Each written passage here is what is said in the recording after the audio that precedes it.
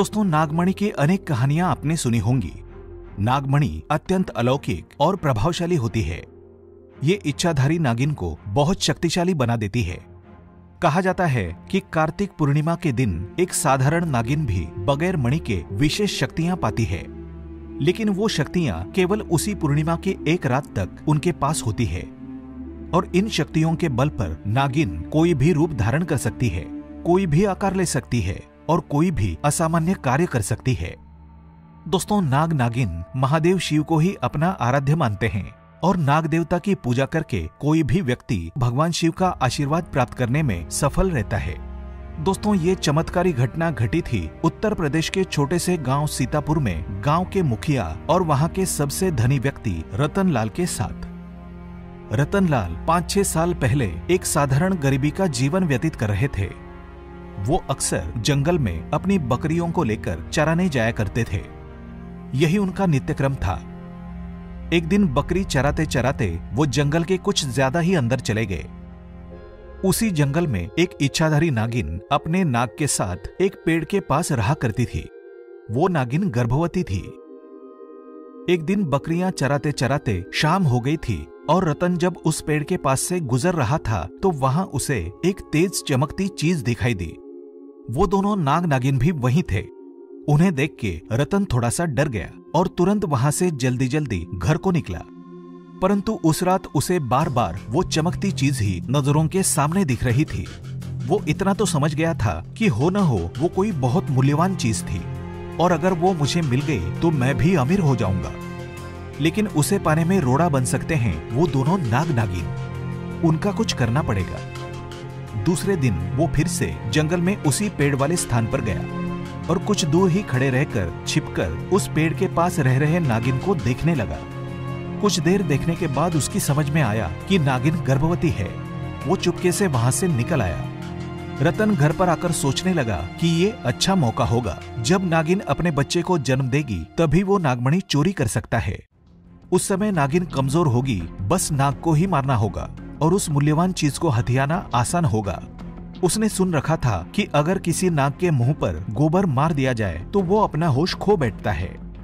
अब रतन हर रोज गोबर लेकर उस विशाल पेड़ के पास जाता और छुपकर सही मौके का इंतजार करते रहता। एक दिन वो मौका भी आया जब नागिन अपने बच्चे को जन्म देने वाली थी। चुपके से रतन ने नाग के मुंह पर तेजी से गोबर मारा तो नाग होश खो बैठा। फिर एक बड़े पत्थर से उसने नाग को मार डाला। उसके बाद उसने कमजोर हुई नागिन और उसके नवजात बच्चे को भी मार डाला और उस चमकीली चीज जो कि नागमणि थी उसको उठाकर तुरंत घर की तरफ निकल पड़ा। लेकिन उधर नागिन किसी तरह बच गई थी। वो बेहोश पड़ी थी। जब नागिन को होश आया और उसने बच्चे और पति को मरा देखा तो उसके दुख दर्द का ठिकाना नहीं रहा।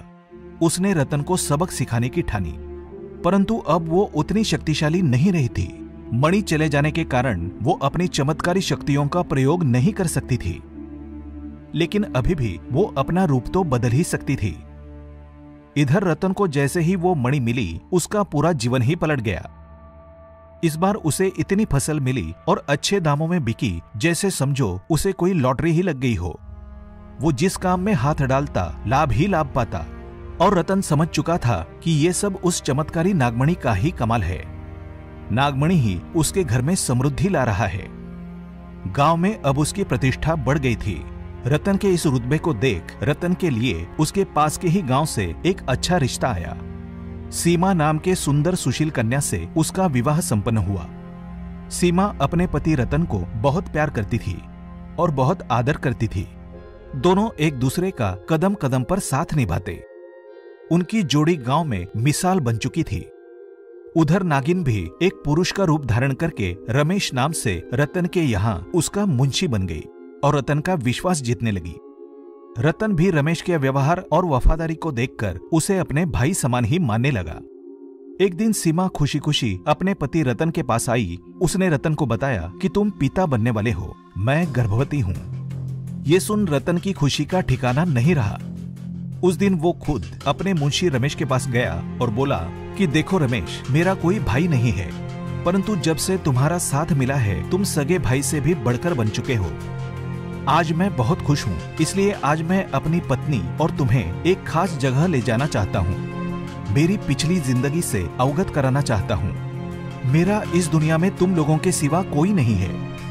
फिर वो अपनी पत्नी और रमेश को गाड़ी में बिठाकर गांव के कोने में ले जाकर एक छोटी सी कुटिया के सामने रुक गया। उसने बताया कि जब वो छोटा था तब इसी कुटिया में उसकी माँ उसे जन्म देते वक्त चल बसी थी। उसके पिता भी कुछ समय पहले ही ये दुनिया छोड़ चुके थे। तब एक बूढ़े बाबा ने उसकी माँ को वहीं दफना दिया था और रतन को भी उसी बूढ़े बाबा ने पाला था। रतन ने बताया कि जब भी उसके साथ कोई बुरी घटना होती है तो बस इस कुटिया के पास चला जाता है। यहाँ उसे एक अनोखे सुकून का एहसास होता है। रतन ने आगे बताया कि आज मैं तुम दोनों को इसलिए यहाँ लाया हूँ क्योंकि तुम दोनों अब मेरी जिंदगी का एक अहम हिस्सा बन चुके हो। ये सुन सभी की आंखों में पानी भर आया। कुछ देर रुकने के बाद जब वे वापस पहाड़ी से होते हुए घर को जाने निकले तब अनहोनी हुई।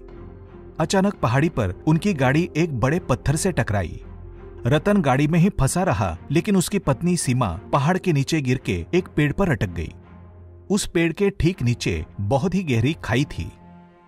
दोस्तों, वो रात कार्तिक पूर्णिमा की ही थी। रमेश की शक्तियां जागृत हो गई थी। वो पुनः अपने नागिन के रूप में परिवर्तित हो गया। रतन रमेश को देख हक्का बक्का रह गया। जिसे वो रमेश समझ रहा था उसका असली रूप देखकर वो हैरान हो गया। उसके पैरों तले जमीन खिसक गई।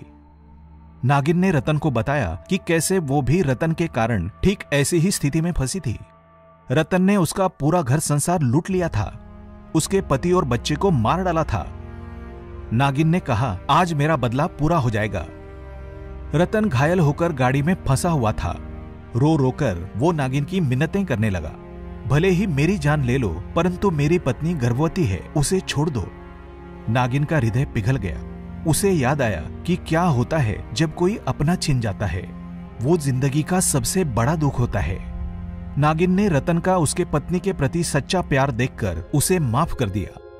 सीमा को उस पेड़ से निकालकर बचा लिया और दोनों को हॉस्पिटल छोड़कर खुद वापस जंगल उसी विशाल पेड़ के पास चली गई। जब रतन हॉस्पिटल से स्वस्थ होकर अपनी पत्नी के साथ घर वापस लौटा तो उसे अपनी गलती पर पश्चाताप हुआ। उसे एहसास हुआ कि कितनी बड़ी गलती उससे हुई है। अपने स्वार्थ के लिए एक नाग परिवार पर उसने कहर ढाया था। वो नागमणि को लेकर उसी विशाल पेड़ के पास गया और उस पेड़ के पास उस नागमणि को रखकर फूट फूट कर रोने लगा। मन ही मन नागिन से माफी मांगता रहा और शाम को वापस घर आ गया। दोस्तों, कभी कभी स्वार्थ में अंधा होकर व्यक्ति इतनी बड़ी गलती कर बैठता है कि फिर उस गलती को कभी भी ठीक नहीं किया जा सकता और बस अंत में पछतावा ही रह जाता है। फिलहाल इस वीडियो में इतना ही।